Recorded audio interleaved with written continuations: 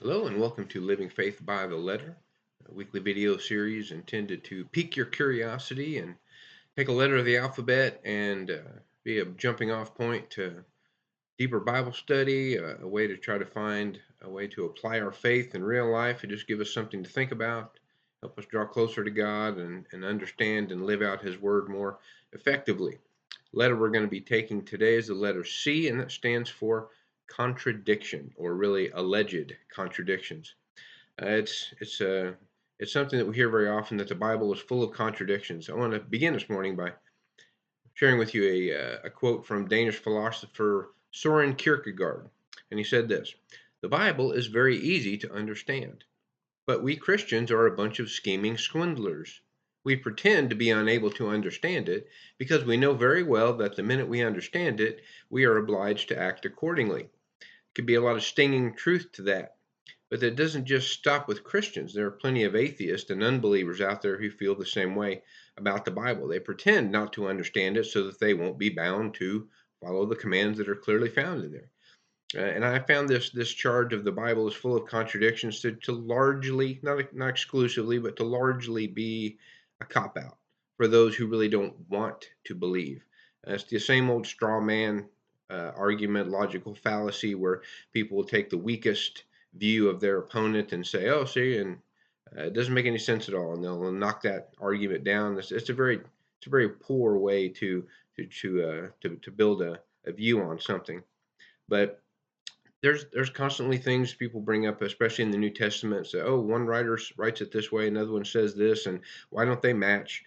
This just happened last week. I was talking about in Mark chapter 5. There's the episode where Mark writes about how Jesus healed a man who had a legion of demons at the tombs. Well, if you look in Matthew and in Luke, it seems to indicate that there were two men who were possessed by demons, but Mark only talks about one. Why is that? Well, there's lots of explanations for that. I'm not going to make this episode about rectifying uh, that apparent contradiction, but the reasons why we have different accounts is because we have different writers. People see things differently. The easy answer for that is that there may have been, it seems to be, there were two men by the tombs who were possessed by demons. Mark only addresses the one that Jesus was talking to because that was his focus. The other guy either wasn't figuring in very heavily, didn't say anything, or didn't interact with Jesus in any way, and Mark was simply choosing to focus on the one who was having a direct conversation and talking with Jesus. That's the easy answer, but it doesn't even have to be that far. If we had an episode where there was a bank robbery, let's say it's a bank robbery, and there were people on the street or people inside the bank, and the police were taking witness statements, and one witness may say, "Well, a guy walked in and he had a hat and he was wearing white shoes and he had a gun." Okay, and then ask the second person, "What did you see?" And they say, "Well, I saw a guy with a red hat and he was wearing glasses and he was wearing white Nikes." Okay. Did you see a gun? Well, I'm not sure if I saw a gun or not. He had his back to me. Okay. They ask a third witness. Well, I saw a guy and he had a red hat. He had glasses. I don't know what kind of shoes he was wearing, but I know that the gun he had was a revolver.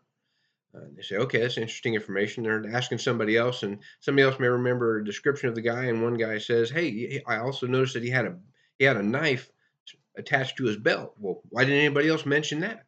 Well, because he doesn't present the knife and it wasn't relevant.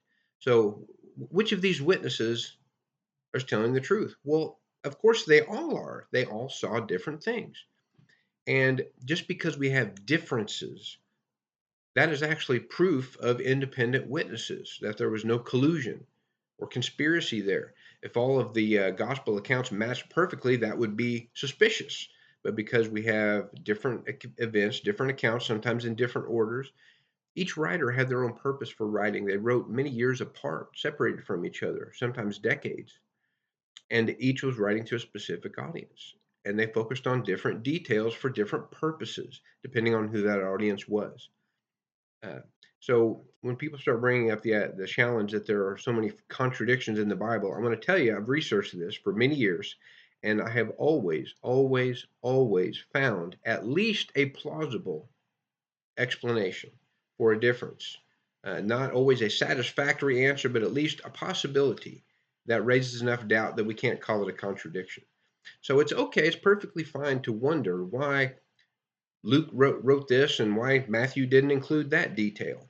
It's okay to question that, but a question doesn't equal a contradiction. The Bible is true.